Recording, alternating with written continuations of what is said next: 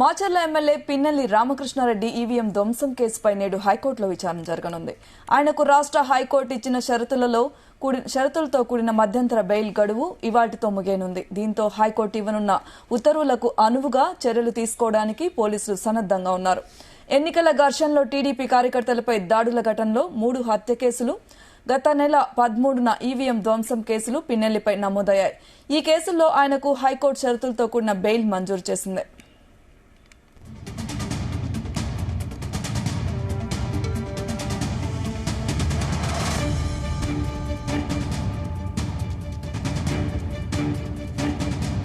June 6వ తేదీ వరకు ఆయనని అరెస్ట్ చేయవద్దని పోలీసులను ఆదేశించింది కోర్టు. అయితే ఈవీఎంల ధ్వంసం కేసులో బెయిల్ ఇవ్వడానికి సుప్రీంకోర్టు తప్పుపట్టింది.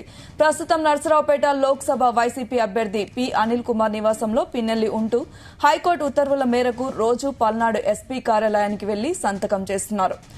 బెయిల్ గడువు ముగియనుండటంతో పిన్నెల్లిపై అధికారులు నిఘా పెంచారు. ఆయన ఉంటున్న నివాసం చుట్టూ పోలీసులని మోహరించారు.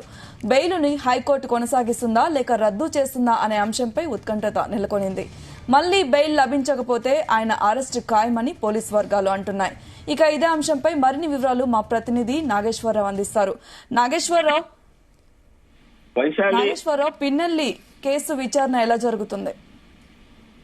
వైశాలి, ఆంధ్రప్రదేశ్ రాష్ట్రంలో ఎన్నికల సమయంలో ఉత్కంఠంగాని టెన్షన్ వాతావరణాన్ని గాని ఒక చరిత్ర సృష్టించిన ఘనత మాచర్ల ఎమ్మెల్యే పిన్నెల్లి రామకృష్ణారెడ్డికి జరిగింది. ఏదైతే ఆంధ్రప్రదేశ్ రాష్ట్రంలో ఒక ఈవీఎం ప్యాడ్ ని డైరెక్ట్ గా ఒక శాసనసభ్యులు, ఆ నియోజకవర్గానికి ఆల్రెడీ ఆయన శాసనసభ్యులు అయినా కానీ నియోజకవర్గంలోని పాలవే గేట్ వద్ద 202 బూత్ నెంబర్ లోకి వెళ్లి ఆయన అందరూ చూస్తుండగానే అధికారులు ఎదురుగానే వెబ్ కాస్టింగ్, వీడియో రికార్డింగ్ ఉండగానే ఈవీఎం ప్యాడ్లు బద్దలు కొట్టడంతో ఒక్కసారిగా ఆంధ్రప్రదేశ్ లో మాచర్ల ఎమ్మెల్యే పిన్నెల్లి రామకృష్ణారెడ్డి సంచలనంగా మారారు.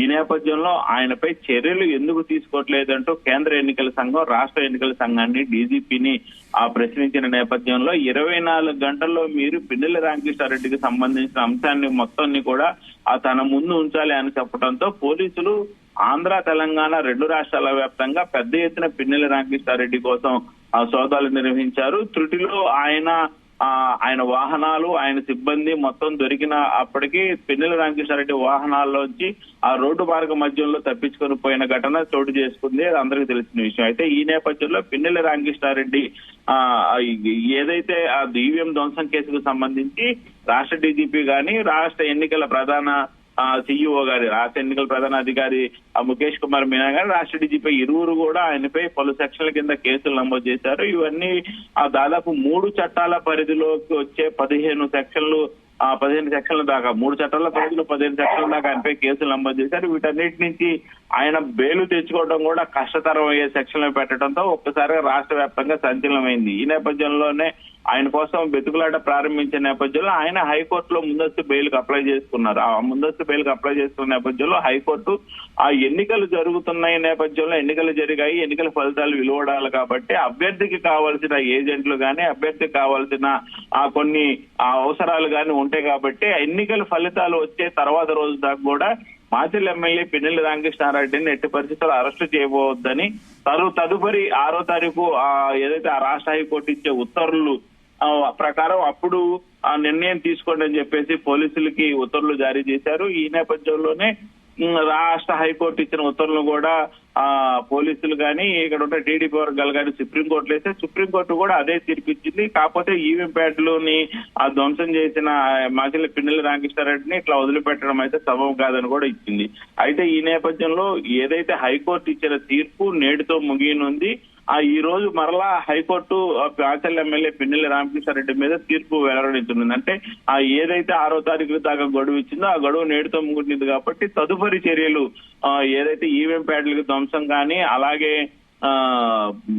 పాలవాయి గేటులో శేషగిరి అనే వ్యక్తి మీద దాడి కానీ, అలాగే మాచర్ల నియోజకవర్గంలో ఉన్న 2 చింతల మండలంలో పోలింగ్ ఏజెంట్ మాణిక్యరావుపై దాడి కానీ, ఇవన్నీ కూడా వెలిసి 3 కేసులకు సంబంధించి కూడా హైకోర్టు మధ్యంతర బెయిల్ జారీ చేసి 6వ తారీఖు దాకా ఆగమంది. ఇప్పుడు ఈ 3 కేసుల నిమిత్తం కూడా ఈ రోజు హైకోర్టు మాచర్ల ఎమ్మెల్యే పిన్నెల్లి రామకృష్ణారెడ్డి భౌతికం తేలనుంది. ఆయన అరెస్టు చేయమంటారా లేకపోతే ఆయన బెయిల్ పొడిగిస్తారనే దాని మీద ఉత్కంఠం అయితే నెలకొని ఉంది. అయితే ఎక్కువ శాతం మంది మాత్రం రాజకీయ నిపుణులు గాని అంటే సీనియర్ న్యాయవాదులు ఆ బెయిల్ లభించకపోవచ్చు, ఆ చంద్రబాబు నాయుడు అరెస్ట్ చేయొచ్చని అంటా ఉన్నారు. మొత్తానికి ఈ అంశం మొత్తానికి కూడా ఈ రోజు హైకోర్టు నుంచి వచ్చే తీర్పు అయితే వెల్లడనుంది. అయితే ఈ నేపథ్యంలో పిన్నెల్లి రామకృష్ణారెడ్డి మీద పల్నాడు జిల్లా ఎస్పీ మల్లికా ఖర్గే గట్టి నిఘా పెట్టింది.